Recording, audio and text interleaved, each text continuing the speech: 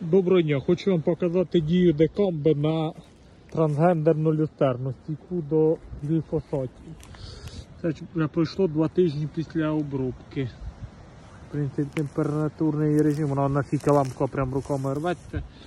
І то зараз те, що була не оброблена. Ну, тут підпалив тракторист трішки.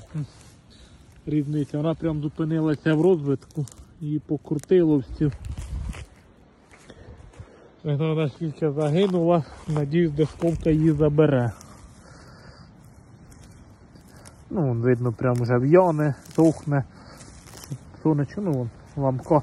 Корінь загинув, невідомо, але я думаю, дисковка поможе і все буде в порядку.